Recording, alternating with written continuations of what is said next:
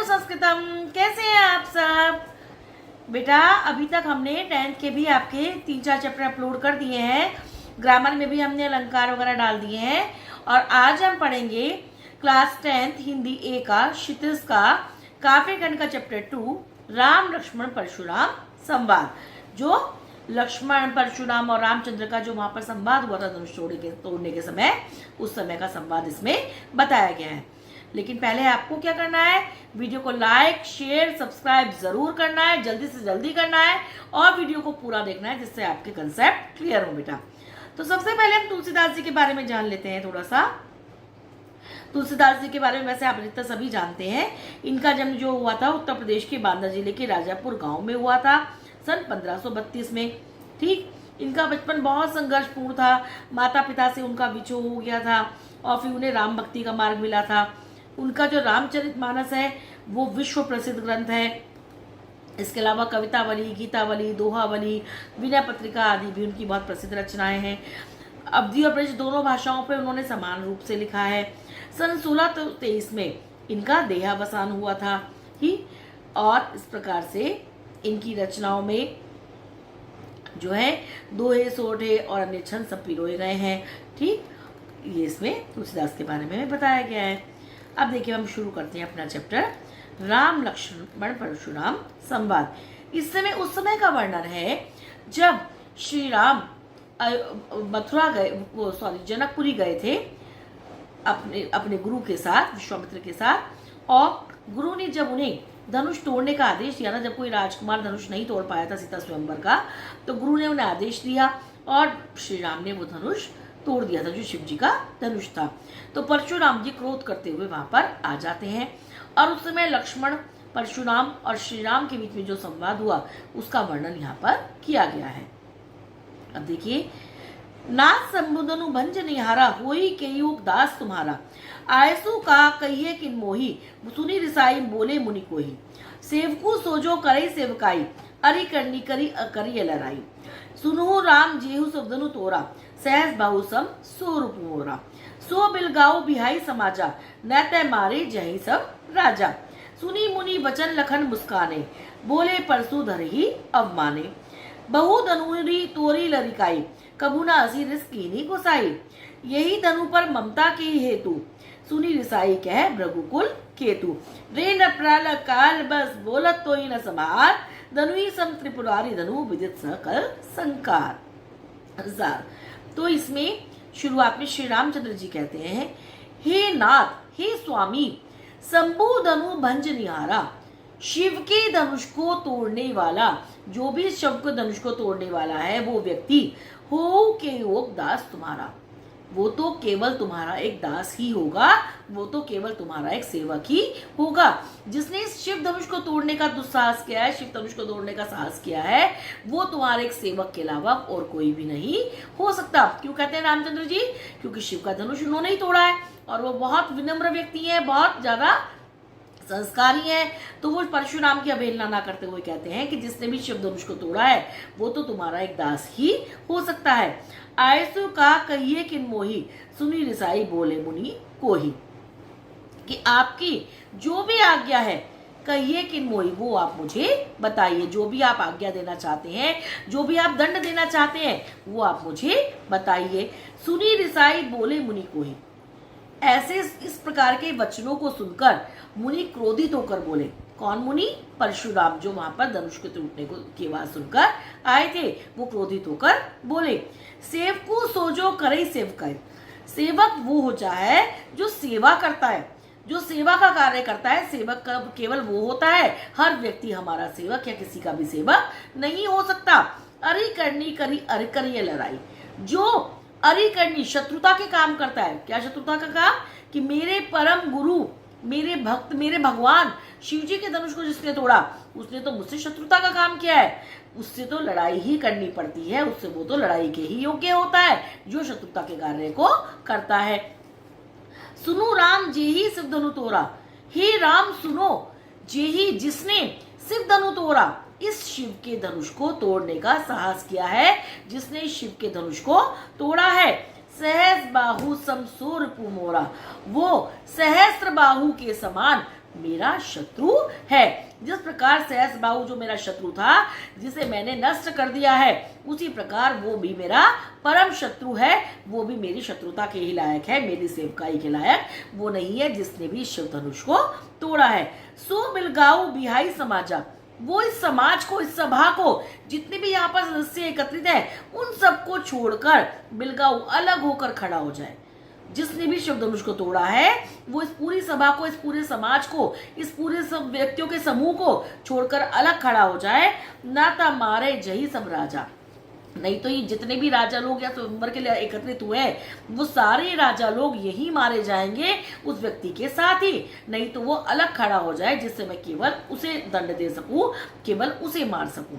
सुनी मुनि वचन लखन मुस्काने, मुनि के वचनों को सुनकर जब परशुराम ने ऐसे वचन कहे श्री राम से, लखन मुस्काने, तो लक्ष्मण जो थे उनके छोटे भाई रामचंद्र के, वो मुस्कुराने लगे। बोले परशुधर ही अब माने, और परशुराम की, जो परशु को धारण करते हैं, उन परशुराम की अवहेलना करके, उनका अपमान करते हुए वो बोले। श्री राम जो थे वो बहुत विनम्र थे, बहुत ज्यादा संस्कारी थे। लक्ष्मण भी थे, लेकिन लक्ष्मण को क्रोध जल्दी आता था, जिस प्रकार परशुराम को क्रोध आता था। तो वो परशुराम की अवहेलना करके, परशुराम का अपमान करके बोले, बहु धनुहि तोरी लरिकाई, लड़काई लड़कपन में, जब हम बचपना था हमारे अंदर, हम लड़कपन में थे, तो हमने तो बहुत सी धनुइयां तोड़ी हैं। क्यों तोड़ी है? क्योंकि वो तो राजकुमार थे और राजकुमारों को शस्त्र विद्या सिखाई जाती है। अब जब वो शस्त्र विद्या सीखते थे तो बहुत से बचपन से, तो वो तो धनुषों से, बाणों से खेले थे, तो छोटी छोटी धनुइयां हमने तो बहुत सी तोड़ी है। हमने तो लड़कपन से ही बहुत सी धनुइयों को तोड़ा है। कबूना असीर स्कीने गुसाई, आपने तो कभी भी, हे पुसाई हे दांत, आपने तो कभी भी इस तरह का कभी भी गुस्सा नहीं किया हम पर। यही धनु पर ममता के ही हेतु, इस धनुष पर ही इतनी ममता क्यों है, इतना स्नेह केवल इसी धनुष पर क्यों है? आप मुझे बताइए, जब हमने बचपन में इतनी धनुइयां तोड़ी थी तब तो आपने कभी भी, किसी ने भी हमें कुछ नहीं कहा और ना ही आपने कभी इतना क्रोध किया, तो इसी धनुष पर इतना स्नेह, इतनी ममता आपकी क्यों है? सुनी रिसाई कै भृगुकुल केतु, ऐसे वचनों को सुनकर क्रोधित होकर भृगुकुल के सूर्य के समान जो परशुराम थे वो बोले। क्या बोले? रे रब बालक काल बस बोलत तो ही न समार, रे रब बालक, हे राजा के पुत्र, हे राजपुत्र, हे राजकुमार, काल बस, तू काल के वश में है, तू मृत्यु के वश में है, बोलत तो ही ना संभाल, इसीलिए तू अपनी वाणी को संभाल नहीं पा रहा है, इसीलिए तुझे पता ही नहीं है कि तू क्या बोल रहा है। तू काल के वशीभूत होकर, मृत्यु के वशीभूत होकर बोले जा रहा है, तुझे अपनी वाणी पर कोई भी नियंत्रण नहीं है। धनु ही सम त्रिपुरारी धनु विदित सकल संकार, यह पूरा संपूर्ण संसार जानता है कि यह त्रिपुरारी धनु, यह शिवजी का धनुष जो है वो धनु ही के समान नहीं है, यह धनु ही नहीं है, ये तो परम पूज्य परम पिता शिवजी का धनुष है, मेरे भगवान का धनुष है, यह संपूर्ण संसार जानता है। तो तू ऐसी बातें मूर्खतापूर्ण कैसे कर रहा है? समझ में आया बेटा पहला? अब देखिए इसका सेकंड वाला। लखन कहा हसी हमरे जाना, सुनु देव सब धनुष समाना, का छति लाभू जून धनु तोरे, देखा राम नयन के भोरे, छुअट टूट रघुपति ना दोसु, मुनि बिनु काज करिए कतरोसु, बोले चितई परसु की ओरा, रेसर सुने सुभाव न मोरा, बालकू बोली बदो नहीं तो ही, केवल मुनिजड़ जानी मोही, बाल ब्रह्मचारी अति कोही, विष विदित चतुर्य कुल दोही, भुजबर भूमि भूप बिनु कीनी, विपुल बार देव न दीनी, सहज भाव भुज छेद निहारा, परसु बिलोकु महीप कुमारा, मातु पिति जनि सोच बस, करिसी महिष किशोर, गर्भन के अर्भक दलन, परसु मोर अति घोर। तो आगे परशुराम जी लक्ष्मण जी को कहते हैं, लखन कहा हसी हमरे, अब लक्ष्मण जी बोलते हैं, लखन कहा हसी, हंसकर लक्ष्मण जी बोलते हैं, हमरे जाना, हमरे ज्ञान में तो, हमारे ज्ञान में तो, हमें जितनी समझ है, हमारी समझ में तो, सुनो देव सब सा धनुष समाना, सारे धनुष, हे देव सुनो, हे गुरुदेव सुनो, हमारी जानकारी में तो सारे धनुष एक ही जैसे होते हैं, एक समान होते हैं। का क्षति लाभू जून धनु तोरे, धनुष को तोड़ने में या रखने में क्या हानि लाभ, कौन सा हानि लाभ होता है? देखा राम नयन के भोरे, रामचंद्र ने तो उसको नया समझ कर दे छुआ था। उन्होंने तो सोचा था कि ये नया धनुष है, इसे का कुछ भी नहीं बिगड़ेगा, तो उन्होंने तो उसको केवल नया समझ कर छुआ था। छुआ टूट रघुपति ना दोषो, लेकिन यह तो छूते ही टूट गया। रघुपति ना दोषो, इसमें रघुपति का, इसमें रघुवीर का, इसमें श्री रामचंद्र का कोई भी दोष नहीं है, उनकी कोई भी गलती नहीं है। उन्होंने तो उसे नया समझकर छुआ था और यह तो छूते ही टूट गया। मुनि मुनि का बिनु काज करिए कतरोसु, आप बिना किसी बात के ही इतना ज्यादा क्रोध क्यों कर रहे हैं मुनि श्रेष्ठ, आप बिना मतलब ही इतना ज्यादा क्रोध कर रहे हैं। बोले चितई परसू की ओरा। अब क्या होता है, जो ऋषि हैं, जो परशुराम ऋषि हैं, अपने फरसे की ओर, जिन्होंने फरसा धारण कर रखा था, जो उनका अस्त्र था, उसकी ओर देखकर बोले, रे सठ, हे दुष्ट व्यक्ति, सुनई स्वभाव न मोरा, तू मेरे स्वभाव को नहीं जानता है, तू मेरे व्यवहार से, मेरे स्वभाव से परिचित नहीं है, तुझे मेरे बारे में कुछ भी ज्ञान नहीं है। बालको बोली बदऊ नहीं तेही, तुझे बालक जानकर मैं तेरा वध नहीं कर रहा हूं, मैं तुझे नहीं मार रहा हूं। केवल मुनिजन जानी मोही, तू मुझे केवल एक मुनि समझ रहा है, केवल एक तपस्वी, एक साधु समझ रहा है तू मुझे। बाल ब्रह्मचारी अति कोही, मैं बाल ब्रह्मचारी हूं, अति कोई, बहुत ज्यादा क्रोधी हूं, मुझे क्रोध बहुत जल्दी आता है। विश्व विदित क्षत्रिय कुलद्रोही, विश्व विदित सारा संसार जानता है क्षत्रिय कुलद्रोही, मैं क्षत्रिय कुल का द्रोही हूं, उसे नष्ट करने वाला हूं, मैं क्षत्रिय कुल का परम शत्रु हूं। भुजबल भूमि भूप बिनुकीनी, मैंने अपने भुज बल से, अपने भुजाओं के बल से, अपने पराक्रम से पूरी पृथ्वी को भूप बिन से क्षत्रिय विहीन कर दिया था। विपुल बार महिदेव नैदीनी, और बहुत बार यह पृथ्वी मैंने ब्राह्मणों को सौंपी है, क्षत्रियों को मारकर ब्राह्मणों को मैंने सौंपी है। सहज भावपुज छेद निहारा, परसु बिलोकु मोहित कुमारा, कि हे महिप कुमारा, हे महिप कुमार, हे राजा के पुत्र, हे राजकुमार। सहज भावपुज छेद निहारा, सहज बाहु को भी मारने वाले, सहज बाहु को भी काट डालने वाले परसु विलोकु, इस फर्जे को तू देख। मातु पितरी जनी सोच बस करसी महिष किशोर, हे महिष किशोर, हे राजकुमार, अपने माता पिता के बारे में कुछ सोच, उनके बारे में कुछ विचार कर। परसु मोर अति घोर, मेरा यह फरसा जो है बहुत भयंकर है, बहुत ज्यादा कठोर है। गर्भना कर इस फरसे से तो गर्भस्थ शिशु के भी गिर जाता है, गर्भवती स्त्रियों के गर्भ भी इसमें गिर जाते हैं, गर्भ में स्थित शिशु भी मृत्यु को प्राप्त हो जाता है। यह मेरा फरसा बहुत भयानक है, तो तू अपने माता पिता के बारे में कुछ तो सोच समझ, कुछ तो विचार कर। हे राजकुमार, तू यहाँ पर मूर्खता भरी बातें मत कर। अब आगे देखिए बेटा, थर्ड वाला इसका। बिहसी लखनऊ बोले मंदुमानी, अहो मुनीसु महाभट मानी, पुनी पुनी मोही दिखाव कुठारू, चलत उड़ावन फूकी पहारू, इहा कुम्मड़ बतिया को नाही, जे तर्जनी देखी मरी जाही, देखी कुठारू सरासर बाना, मैं कछु कहा सहित अभिमाना, भृगुसुत समझी जनेऊ विलोकी, जो कछु कहू सहुर सुलोकी, सुर मैसूर हरिजन अरुगाई, हमरे कुल इन्ह पर ना सुराई, बधे पापू अब कीर्ति हारे, मारता पाप पर ये तुम्हारे, कोटि कुलिसम बचनु तुम्हारा, व्यर्थ धनु बाण कुठारा, जो विलोकी अनुचित कहूँ चमू महामुनि धीर, सुनी सरोज भृगुवंश मुनि बोले गिरा गंभीर। आगे लक्ष्मण जी कहते हैं, बिहसी लखनऊ, परशुराम जी के जब ऐसे वचन सुनते हैं, तो जो क्रोध भरे वचनों को सुनते हैं, तो लक्ष्मण कहते हैं, बिहसी लखनऊ बोले मृदुबानी, जो लक्ष्मण थे वो हंसकर बोले, मृदु वाणी में मीन्स मधुर वचनों में, मधुर वाणी में बोले। अहो मुनि सी बहुमुद्भानी, अरे मुनि, तुम अपने आप को महान योद्धा मानते हो, तुम बहुत महान योद्धा समझ रहे हो अपने आप को। पुनी पुनी मोही दिखाव कुठारू, ये जो बार बार तुम मुझे अपना फरसा दिखा रहे हो, अपना कुठार तुम मुझे बार बार जो दिखा रहे हो, चलत उड़ावन फूकी पहाड़ू, क्या तुम फूक मारने से पहाड़ को उड़ा देना चाहते हो? कहने का मतलब क्या है? लक्ष्मण जी कह रहे हैं, जिस प्रकार केवल फूक मार देने से पहाड़ नहीं उड़ सकता, उसी प्रकार मुझे फरसा दिखा देने से मैं डर नहीं जाऊंगा, मैं तो खुद भी महान योद्धा हूँ। सब जानते हैं लक्ष्मण तो बहुत महान योद्धा थे, तो वो कहते हैं मैं नहीं डर जाऊंगा, ये तुम मुझे बार बार फरसा दिखा रहे हो, क्या तुम फूक मारकर पहाड़ उड़ाना चाहते हो? यहाँ कुम्मड़ बतिया को नहीं, यहाँ पर कोई भी कुमड़ बतिया नहीं है, कुमड़ का फल नहीं है। मीन्स आपने देखा होगा कुछ पौधे ऐसे होते हैं जो केवल हाथ लगाने से ही अपने आप में सिमट जाते हैं। तो लक्ष्मण कहते हैं यहाँ कोई भी ऐसा पौधा नहीं, कोई भी ऐसा काशी फल नहीं है, कोई भी ऐसा कुमड़ का फल नहीं है। जे तर्जनी देखी मर जाए, जो केवल तर्जनी को देखकर ही मर जाता है, मीन्स डर जाता है, मीन्स अपने ही आवरण में छुप जाता है, ऐसा कुमड़बतिया यहाँ पर कोई भी नहीं है। देखी कुठारू सरासर बाना, मैं कछु कहा सही तभी माना।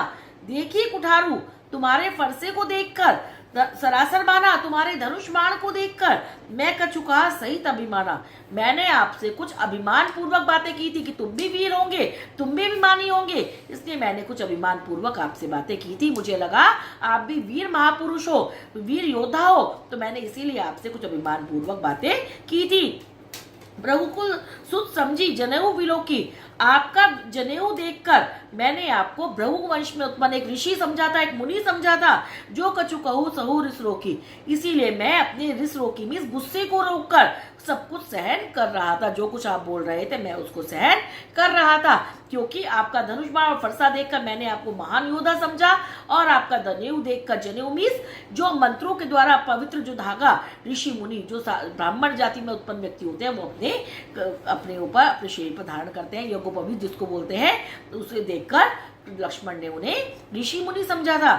सुर महिसुर हरिजन अरुगाई, सुर देवता, महिसुर ब्राह्मण, हरिजन कौन, हरिजन कौन, जो भगवान के भक्त होते हैं, और अरुगाई और गाय, देवता ब्राह्मण और भगवान के भक्त और गाय, हमरे कुल इन्हा परिणा सुराई, हमारे कुल में हमारे वंश पर इन पर हथियार नहीं उठाया जाता, इन्हें नहीं मारा जाता, इनसे युद्ध नहीं किया जाता। किस किस से, देवता से, ब्राह्मण से, भगवान के भक्त से और गाय से, इनसे युद्ध नहीं किया जाता, इन पर हथियार नहीं उठाया जाता। क्यों, बधे पापू अब कीर्ति हारे, बधे मीन्स यदि इन्हें मार दो तो हमें पाप लगता है। देवता को मार दें हम, ब्राह्मण को मार दें, भगवान के भक्त को मार दें या गाय को मार दें तो हमें पाप लगता है। और यदि अब कीर्ति हारे मीन, और यदि हम इनसे हार जाएं, पराजय मिले हमें, तो हमारा अपयश होता है कि इन लोगों से भी हम नहीं जीत पाए। तो इन पर हमारे परिवार में, हमारे वंश में इन पर हथियार उठाने की परंपरा नहीं है। मारता उपा परिय तुम्हारे, यानी कि हम तो तुम्हारे मारने पर भी हम तुम्हारे पैर पड़ते हैं, हम तुम्हारे चरणों को छूते हैं। कोटि कुलिसम वचनो तुम्हारा, कोटि कुलिसम तुम्हारा तो जो वचन है, तुम्हारी जो वाणी है वो ही कोटि कुलिसम मीन्स करोड़ों वज्रों के समान है। तुम्हारी जो वाणी है वो इतनी कठोर है मानो किसी ने करोड़ों वज्रों का प्रहार कर दिया हो। तुम्हारे जो वचन है वो बहुत ज्यादा कठोर है।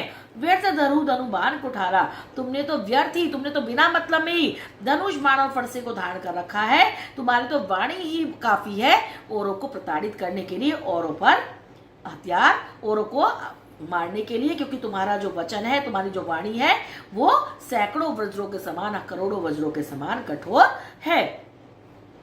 जो विलोकी अनुचित कहूं छमु महामुनि धीर, सुनी सरोज भृगुवंश मुनि, बोले गिरा गंभीर। तो लक्ष्मण जी कहते हैं जो विलोकी अनुचित कहूं, जो आपके धनुष बाण को, फरसे को देखकर अगर मैंने कुछ अनुचित कह दिया हो जो मुझे नहीं कहना चाहिए था, क्षमु महामुनि धीर, तो हे महामुनि आप धैर्य धारण करके मेरे इस अपराध को क्षमा कर दीजिएगा। सुनी सरोज भृगुवंश मुनि, बोले गिरा गंभीर। तो इस सब को सुनकर, लक्ष्मण की इन बातों को सुनकर भृगुवंश मुनि, भृगुवंश में उत्पन्न होने वाले मुनि श्री परशुराम सरोज क्रोध के साथ, बहुत क्रोधित होकर बोले गिरा गंभीर, गंभीर वाणी में अपनी वाणी को गंभीर करके, अपनी गंभीरता के साथ बोले।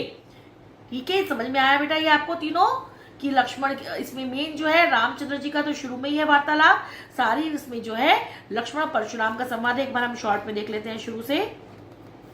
शुरुआत में रामचंद्र जी कहते हैं कि जिसने भी शिव धनुष को तोड़ा है वो तो आपका कोई सेवक ही होगा, जो भी दंड देना है, जो भी आज्ञा देनी है आप मुझे दीजिए। ठीक, इसको सुनकर ऋषि बहुत क्रोधित होकर बोलते हैं कि जो सेवकाई का काम करता है केवल वही सेवक होता है, जो शत्रुता का काम करता है वो उसे तो दंड ही दिया जाना चाहिए, उसे लड़ाई ही करनी चाहिए। और जिसने भी शिव धनुष को तोड़ा है वो सहस्त्रबाहु के समान मेरा परम शत्रु है, और वो सभा से अलग हो जाए, नहीं तो सारे राजा लोग उसी के साथ मारे जाएंगे। तो ऋषि क्या, रामचंद्र जी का तो संवाद केवल 1-2 लाइन का है बेटा, उसके बाद परशुराम और लक्ष्मण का ही संवाद है पूरी पोयम में। फिर लक्ष्मण जी बोलते हैं, उनके वचनों को सुनकर परशुराम का अपमान करके लक्ष्मण मुस्कुराते हुए बोलते हैं कि हमने तो लड़कपन में बहुत सारी जैसी धनुइयां तोड़ी है, बहुत छोटे छोटे धनुष तोड़े हैं, और कभी हम पर किसी ने गुस्सा नहीं किया, ना ही आपने कुछ कहा। तो इस धनुष पर ही आपका इतना मोह, इतनी ममता, इतना स्नेह आपका क्यों है, जो आप इतना ज्यादा क्रोध कर रहे हो। तो परशुराम जी बोलते हैं कि हे राजकुमार, तुम जो हो काल के वशीभूत हो, मृत्यु के वशीभूत हो, इसीलिए तुम इतनी बातें बोल रहे हो। और यह जो शिव जी का धनुष है सारा संसार जानता है, यह धनुष ही नहीं है, यह तो परम पूज्य भगवान शिव का धनुष है। तो लक्ष्मण जी फिर उसके ऊपर कहते हैं कि हमारे समझ में तो सारे धनुष एक समान ही होते हैं, चाहे वो शिव जी का हो, चाहे वो छोटी छोटी धनुष, सारे एक ही जैसे धनुष होते हैं, और इसे तोड़ने और रखने में से फर्क ही क्या पड़ रहा है, क्या लाभ क्या हानि है। और रामचंद्र जी ने तो इसे नया समझ के छू के देखा था, अब ये छूते ही टूट गया, तो इसमें रामचंद्र जी का क्या दोष है, आप तो बिना मतलब के ही इतना गुस्सा कर रहे हैं। तो परशुराम जी अपने फरसे की तरफ देखकर बोलते हैं कि तू मेरा स्वभाव नहीं जानता है, मैं तो बच्चा समझ के तुझे नहीं मार रहा हूँ, और तू मुझे केवल एक साधारण सा मुनि समझ रहा है, साधारण सा तपस्वी समझ रहा है। मैं बाल ब्रह्मचारी हूँ, बहुत क्रोधी हूँ मैं, और मैंने तो पूरे क्षत्रिय कुल को नष्ट कर दिया है कई बार, और पूरी पृथ्वी जो है मैंने ब्राह्मणों को प्रदान की है कई बार। और क्या किया है, सहस्त्रबाहु को भी मारने वाले इस फरसे को देख, यह फरसा बहुत भयंकर है, अपने माता पिता के बारे में तो कुछ सोच, और यह मेरा फरसा इतना भयानक है कि यह गर्भ में शिशुओं को भी मार देता है, तो तू अपनी सोच। तो इसको सुनकर फिर से लक्ष्मण बहुत हंसकर कहते हैं कि अरे आप तो अपने को बहुत महान योद्धा मानते हो, आप जो मुझे बार बार ये फरसा दिखा रहे हो, आप क्या फूंक से पहाड़ को उड़ाना चाहते हो। लक्ष्मण की तुलना पहाड़ से कर रहे हैं इसमें, और परशुराम की वाणी की तुलना फूंक से कर रहे हैं कि क्या तुम मुझे फूंक से पहाड़ उड़ाने के समान काम कर रहे हो। और यहाँ कोई भी इतना कमजोर नहीं है, कोई भी इतना कुमड़बतिया के फूल की तरह कोई भी इतना कमजोर नहीं है जो केवल आपकी तर्जनी उंगली को देखकर ही डर जाए या मर जाए, ऐसा कोई भी नहीं है। और आपकी कुठार फरसे को देखकर, धनुष्मान को देखकर मैंने कुछ अभिमान सहित कह दिया था कि शायद आप भी अभिमानी होंगे, आप भी वीर योद्धा होंगे, और आपने जो जने हुई है, जो यज्ञोपवीत का धागा धारण कर रखा है, इससे मैंने आपको ब्राह्मण वंश का समझा था, मुनि समझा था। ठीक, तो मैं इसीलिए अपने गुस्से को रोककर आपको सब कुछ सहन कर रहा था। हमारे परिवार में, हमारे वंश में, हमारे खानदान में तो देवता पर, ब्राह्मण पर, भगवान के भक्तों पर और गाय पर बिल्कुल भी अस्त्र नहीं उठाया जाता, क्योंकि यदि हम इन्हें मार देते हैं तो हमें पाप लगता है, और यदि हम इनसे हार जाते हैं तो क्या होता है, हमारा अपयश होता है। तो इसीलिए हमारे खानदान में, हमारे वंश में इन पर हाथ भी नहीं उठाया जाता। आप यदि मारते भी हैं तो भी हम तुम्हारे चरणों में नमस्कार ही करते हैं।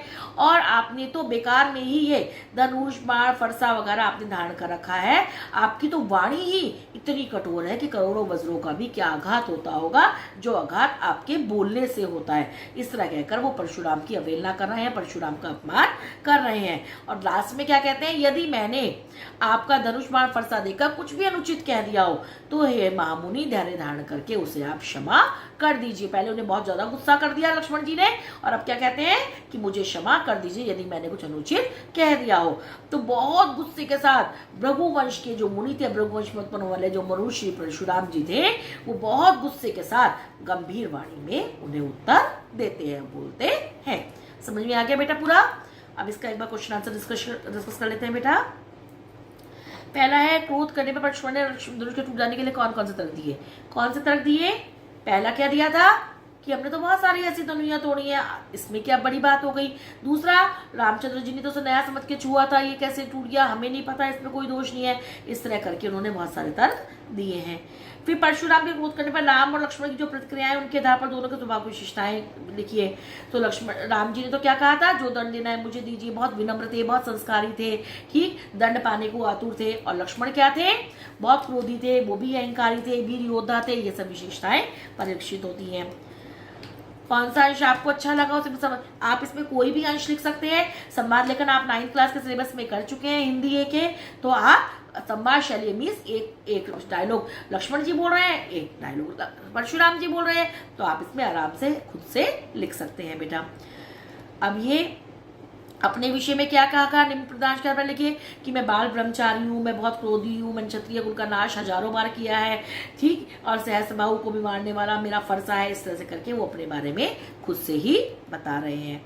लक्ष्मण ने वीर योद्धा की क्या क्या विशेषता बताई कि वीर योद्धा जो है वो केवल बातों से काम नहीं चलाते, वो तो युद्ध में युद्ध करके दिखाते हैं। वो केवल वाणी से ही अपना काम नहीं चलाते, वो केवल ये नहीं कहते कि मैं तुम्हें ये कर दूंगा वो कर दूंगा, वो तो अपने हथियारों से बात करते हैं। और साहस और शक्ति का विनम्रता वैसे तो बिल्कुल सही कथन है, क्योंकि केवल साहस और शक्ति से कुछ नहीं होगा। लक्ष्मण और परशुराम केवल साहस और शक्ति दिखा रहे हैं, जबकि श्री राम जो है वो विनम्रता का भी साथ नहीं छोड़ रहे हैं। वो विनम्रता से अपनी बात परशुराम जी को कहते हैं और अपनी तरफ आकर्षित भी करते हैं। भाव स्पष्ट में जो मैंने आपको एक्सप्लेन किया है आप वो लिख सकते हैं। तुलसी का भाषा सौंदर्य में आप लिख सकते हैं, ठीक है बेटा। अलंकार, देखिए अलंकार मैं इसलिए करवा रही हूँ, वैसे भाषा बहुत हम कई बार छोड़ देते हैं, क्योंकि अलंकार इसमें जो भी है आप कर चुके हैं 9th में। जैसे बालकू बोली बधू नहीं तोई, इसमें बा वर्ण की बार बार आवृत्ति है, तो कौन सा अलंकार होगा बेटा बताइए? 9th में आप पढ़ चुके हैं अनुप्रास अलंकार। इसके बाद कोटि कुलिसम वचनो तुम्हारा, इसमें भी का वर्ण की आवृत्ति होने के कारण अनुप्रास अलंकार है। और साथ ही साथ आप जो अर्थालंकार अब 10th में पढ़ रहे हैं, सम उपमावाचक शब्द दिया हुआ है आपको, तो यहाँ पर उपमा अलंकार भी बेटा है, क्योंकि तुलनावाचक शब्द हमें दिया गया है। तो इस तरह से देखा आपने बेटा। इसमें नीचे भी है आपके सामाजिक जीवन में जरूरत पड़ती है, ठीक है। तो ये आचार्य श्यामचंद्र शुक्ल के इसमें पक्ष विपक्ष अपना मत प्रकट कर सकते हैं आप कि ठीक है क्रोध भी जरूरी है, हमें विनम्रता भी जरूरी है। अपने किसी परिचित मित्र के स्वभाव की विशेषताएं आप ये खुद से लिखना होगा आपको। दूसरे की क्षमताओं को कम नहीं समझना चाहिए। इसमें कहानी लेखन आप कर चुके हैं, लघु कथा लेखन आप कर चुके हैं 9th में, तो खुद से बनाकर लिखिए, ठीक। ये सब आपका प्रैक्टिकल वाला वर्क है जो आप अपने प्रैक्टिकली करेंगे, ठीक है बेटा। बाकी सब आपको करा दिया गया है, तो उम्मीद है आपको ये चैप्टर अच्छे से समझ में आ गया होगा। राम लक्ष्मण परशुराम संवाद, ठीक है। आप इसे समझ लीजिएगा, अपने कंसेप्ट क्लियर कीजिएगा। आप चाहेंगे एक्स्ट्रा क्वेश्चन भी चाहिए तो मैं आपको एक्स्ट्रा क्वेश्चन भी बेटा अपलोड कर दूंगी एक वीडियो में, लेकिन आप वीडियो को पूरा देखिएगा, लाइक शेयर सब्सक्राइब जरूर कीजिए और वीडियो को पूरा देखकर अपनी एक्सपीरियंस बताइए कि आपके लिए वीडियो कितनी हेल्पफुल रही बेटा।